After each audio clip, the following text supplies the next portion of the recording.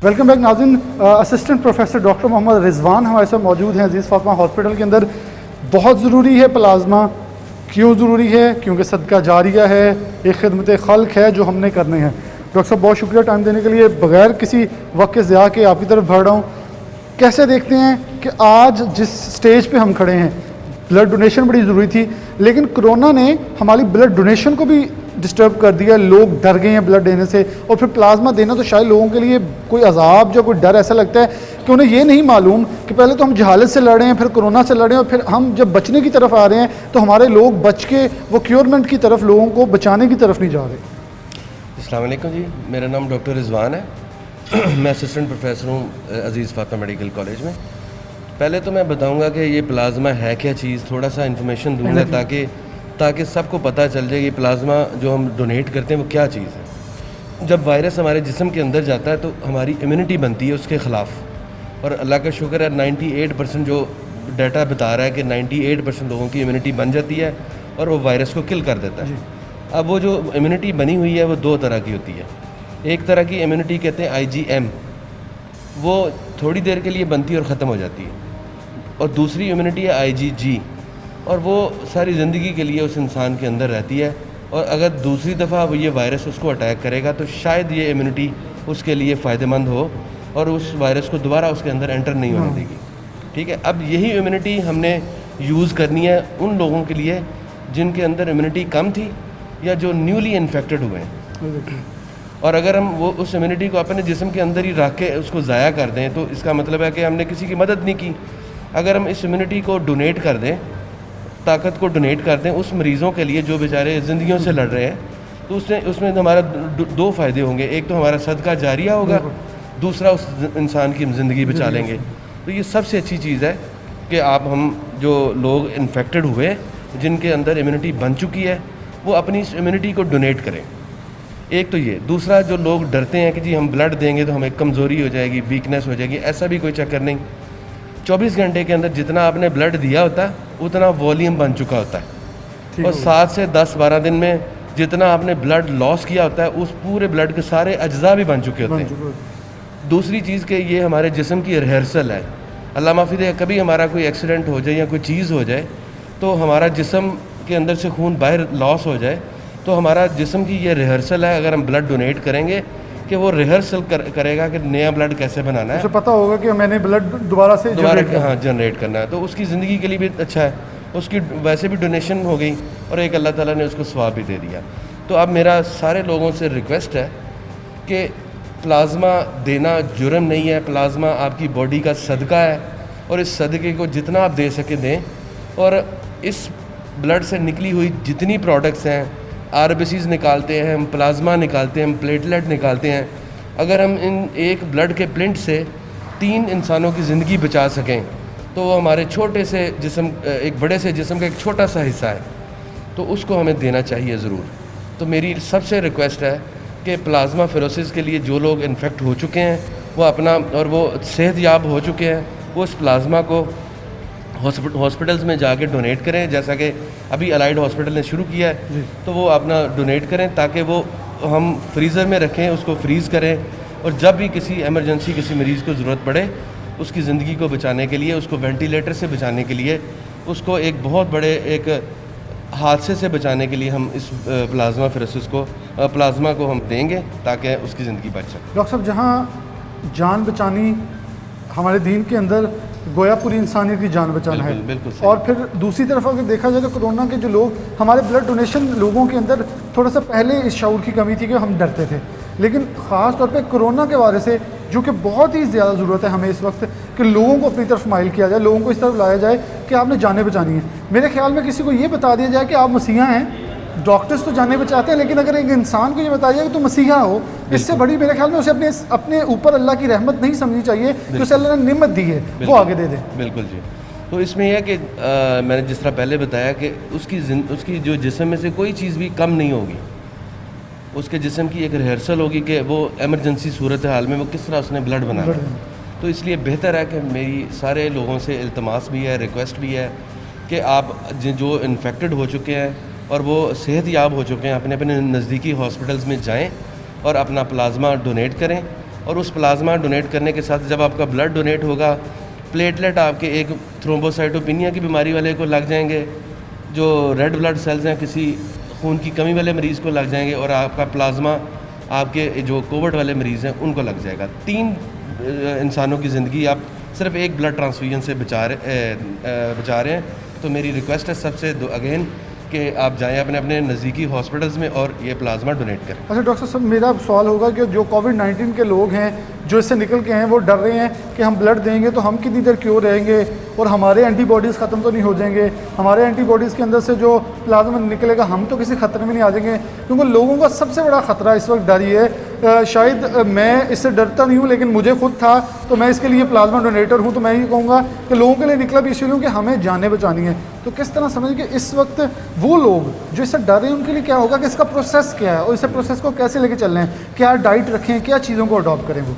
अच्छा जी, इसमें ऐसे है कि सबसे पहले तो बता दूं, आपके हमारे जो जिस्म के अंदर है वो ब्लड की मिकदार 6 लीटर होती है।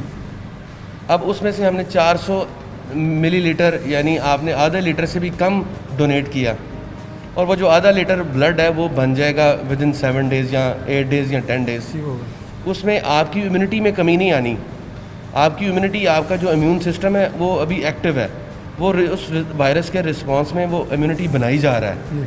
तो आपकी इम्यूनिटी में कमी नहीं आनी, मगर आपकी जो इम्यूनिटी है दूसरों के लिए फ़ायदेमंद होगी। तो इसमें डरने की कोई बात नहीं कि मैं ब्लड डोनेट करूँगा या प्लाज्मा डोनेट करूँगा तो वो मेरी इम्यूनिटी कम हो जाएगी तो दूसरों के फिर मुझे वायरस के अटैक होंगे, ऐसा कोई चक्कर नहीं।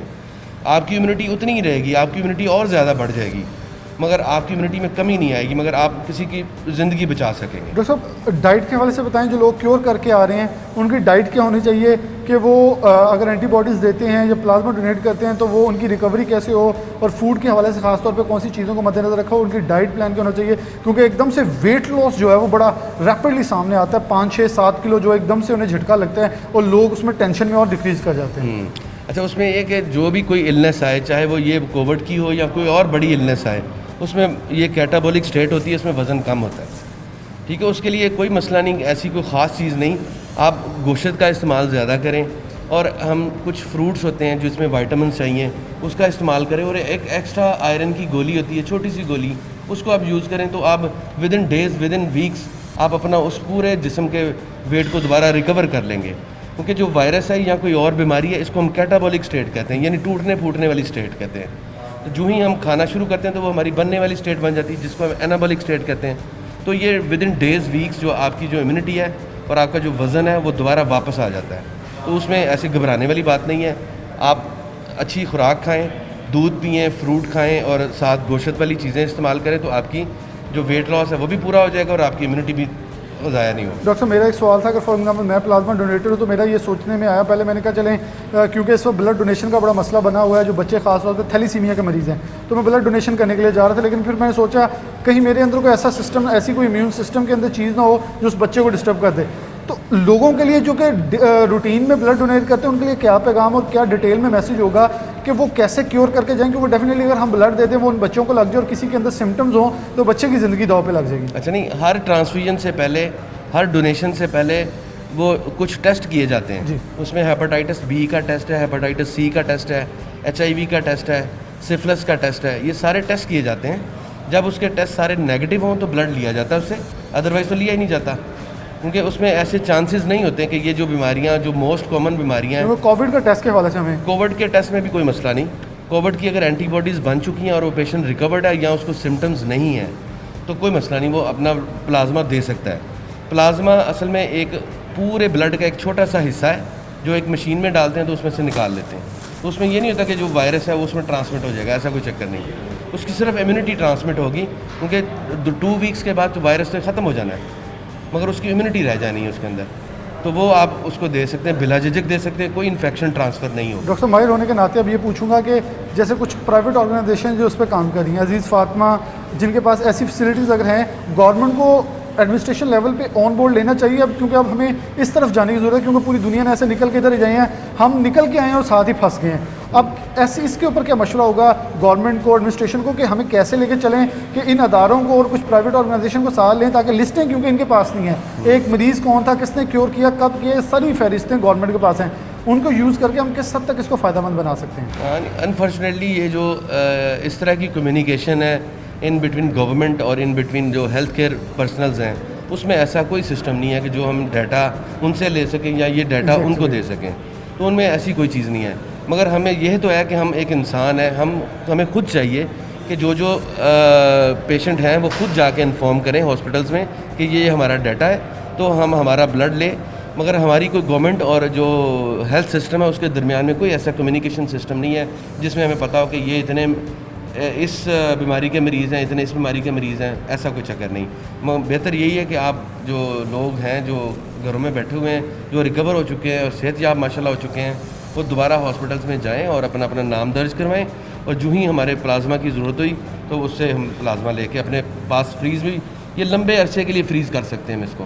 तो जब एक मरीज़ से प्लाज्मा लेते हैं तो फ्रीज़र में रख देते हैं, तो जब भी ज़रूरत पड़ी तो उसको हम दे सकते हैं। जब भी ज़रूरत पड़े दे सकते हैं। डॉक्टर रिजवान साहब का बहुत शुक्रिया, बहुत डिटेल के अंदर बात हुई।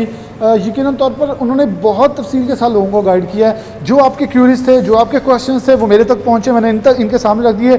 एक प्लाज्मा होने के नाते, एक प्लाज्मा डोनेटर होने के नाते जो क्वेश्चंस हो सकते थे वो उन्हें किए। जो अगर आपको क्योरमेंट आती तो आप कैसे सवाल उठा सकते हैं, कैसे उनसे पूछ सकते हैं, ये एक सदका जारिया है। वो सदका जारिया जो हमारे दीन इस्लाम ने पैगाम दिया है। अब इसे दीन इस्लाम के इस पैगाम को लेकर हमने पूरी दुनिया तक जाना है, ताकि पाकिस्तान का वो मुस्बत चेहरा दिखाएं कि अगर मुश्किल घड़ी आन पहुंची। मैं सबसे पहले 2 मिसालें दे दूं।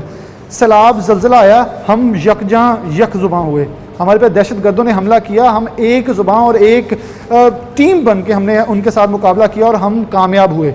अब सबसे बड़ा मुकाबला हमारा कोरोना के साथ है। अब हमने फिर से एक कौम होने का सबूत देना है। इस कौम होने का सबूत तभी दिया जा सकता है जब ये जो जिनके कोरोना मुस्बत आने के बाद नेगेटिव आए हैं और वो उनको बाहर निकलना है, वो बाहर निकलेंगे तो कुछ हो सकता है। उनसे रिक्वेस्ट है, खुदारा बाहर निकलिए। इस वक्त हमारे मुल्क को, हमारे शहरियों को, हमारे प्यारों को आपकी ज़रूरत है। आपके शायद एक ब्लड की बोतल 3 जाने, जैसे डॉक्टर साहब ने बताया, बचा सकती हैं। क्या इससे बड़ा कोई सदका जारिया पूरी ज़िंदगी के लिए होगा? हर वक्त हम दुआ करते हैं, या अल्लाह पाक हमें इस आफत से बचा। जिस आफत से बचाने के लिए अल्लाह ने हमें मौके दे दिए हैं, अब उन मौक़ों का इस्तेमाल हमने करना है। प्रोग्राम न्यूज़ नेट से इसी दुआ के साथ इजाज़त दीजिए। अल्लाह इस आफत से हमें निजात दिलाए और हमारे ऊपर ख़ास रहम व करम फरमाए। अल्लाह हाफ़िज़।